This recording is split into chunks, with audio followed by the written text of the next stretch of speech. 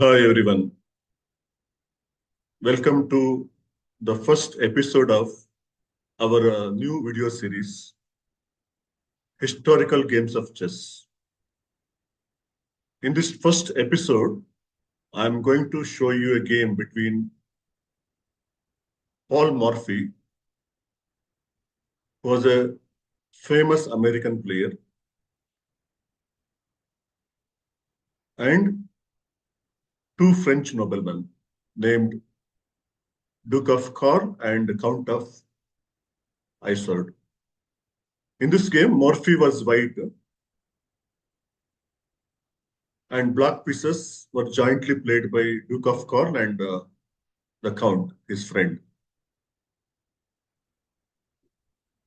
In 1858, that's long back, this game was played in Paris.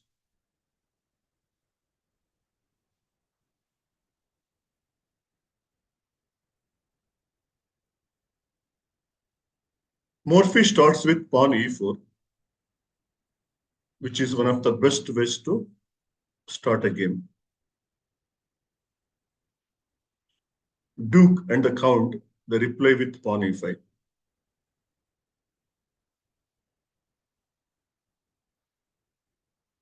Morphy goes with knight f3.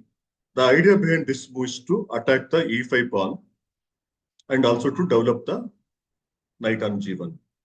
In chess, activation of a piece is called development in the opening. And against this nf3, black's best move is supposed to be knight c6 or even knight f6. Other moves are not so good, but that is the current theory. But at that time, that is 1858, chess was still in developing stage. Chess theory was still getting developed. So black plays a slightly dubious move pawn d6, which is a playable move. And this opening is called Fielder's defense. But while this opening is playable, it's also a little bit passive because this piece gets hemmed in without a valid reason. Now, against fielder defense of his opponents, white goes with d4, which is the best way to counter the fielder defense. In this position, black is supposed to take on d4. Otherwise, pressure on e5 is to be difficult to handle. But in this particular game, black decides to go for bg4 pin. You should remember that this game was played long back, more than 170 years back, when chess theory was still evolving. So we shouldn't try to criticize the moves too much. Current theory considers bg4 as a mistake. It's a positional mistake. But at that time, people thought, why not pin opponent's knight? Because pinning the opponent's king's knight is always a good idea. But nowadays, we know that this is a case of premature pinning. While pinning opponent's knight with a bishop is almost always good, pinning it too prematurely may mean the reverse thing, means you may get a minus position in return. So this is a classic case of premature pinning, which is well met with d into e5. Now black cannot take back on e5 with a pawn because white will capture queen into queen, and after this, white simply wins a pawn for no reason. So when white played d into e5, black must first capture on f3 so that e5 pawn gets saved. White captured back with his queen and black captured back with his pawn. So black has restored material parity, but white has got double bishop advantage. In chess, it may mean something. So that is why black doing that premature pinning with the bishop was wrong. He lost his bishop. So in return, white has got two Bs versus bishop and knight of the opponent, which is normally an advantage in open positions. In closed positions, knights will be stronger. In open positions, bishops will be slightly stronger than the knights. So game continues, and Morphy creates a mate in one threat with bc4. It's supposed to be the best move in this position, no doubt about it, because white is also developing a piece who directly threatening checkmate. In this position, black should be careful. They cannot just play a random move.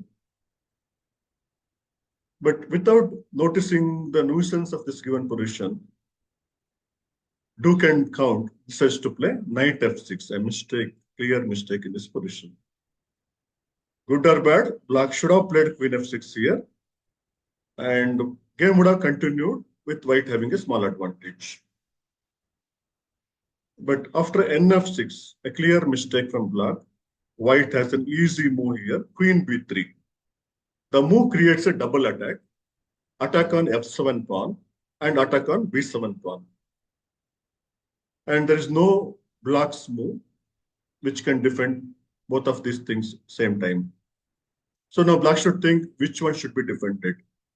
So it's clean and clear. If f7 pawn is gone, game will be over very soon. So black has to defend f7 pawn and forego the b7 pawn. So in this position, which is already bad for black because of two mistakes, two inaccurate moves in the opening, black has to play queen e7, which somehow minimizes the disadvantage. But please remember, white is clearly better theoretically and practically. But from the black's viewpoint, this is the best continuation for black. His idea is f7 pawn is defended, and in case b7 pawn is taken, he will exchange queens with this. This is a check, so white must capture this. He will give the check back. White has to play c3. Black will go back here. He's a pawn down. In the long run, he may lose, but with so many pieces still left, black can certainly try something. At least he is minimizing his losses this way. So this is the idea behind Duke and Count's team, black's play. Okay, so here, Morphy, I think, took some time because he understood that his opponents are not so strong. So rather than going for an end game with a pawn up position, which probably he will win, but it will take a lot of time, he decides to keep the position in the middle game and try for some checkmate. So he goes for nc3. Objectively speaking, queen into b7 should have been played. But every time this objectivity need not be seen in chess. If the opponent is quite weak comparatively, there is nothing wrong in playing against the weak playing style of the opponent. So that is the reason white goes nc3 here. Now he is certainly threatening b7 pawn. Same time, he doesn't allow the exchange of queens. Black defends the b7 pawn laterally with pawn c6. Now white goes for another aggressive move, 100% correct. It develops a piece, pins the knight, and he also prepares 000. Now black is in a big difficulty. It's actually difficult to make a move in this position because opening is played rather poorly. Maybe in this position, black's best move would have been queen c7. This move. Maybe this would have sustained the position. But black gets tempted by pawn b5. Why not play pawn b5? Easy move. This way, not only you can remove the opponent's bc4 from a strong square on c4,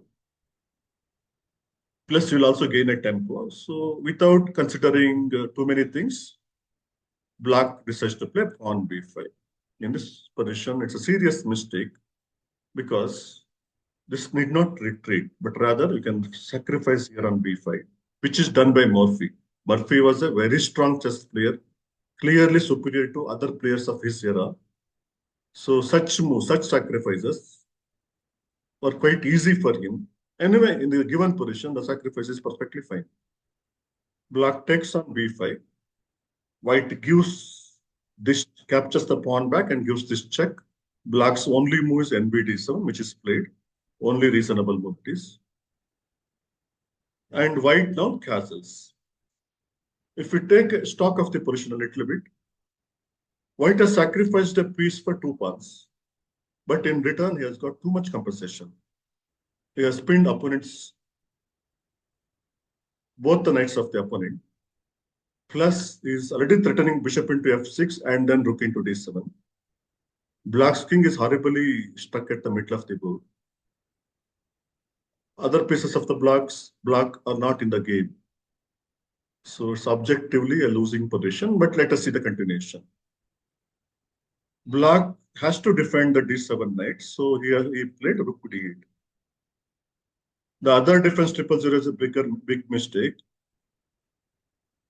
because white plays bs6 check, king c7, queen b7 mate. So this is like a beginner's mate.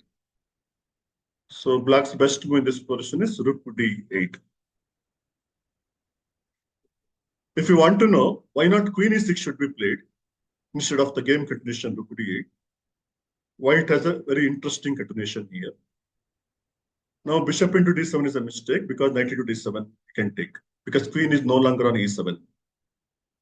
But here, when you play queen e6, white will rather go for bishop into f6 first, so that if you take this bishop from this pawn or even from the queen e6, white wins the game with this move.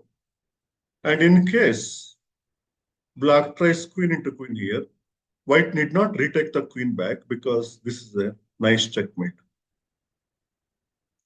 So in this position, this given position, queen e6 defense fails. So black tries rook d8. It looks like as of now things are defended and black is ready for queen e6. But exactly at this moment, white goes for another sacrifice, which is objectively correct and also pleasing for the eye. White's move is unbelievable, but please remember, objectively it is correct. When opponent's king is so weak, nothing wrong in sacrificing a few things. If you're sure they are correct and you get bigger things in return. So white goes for rook into d7.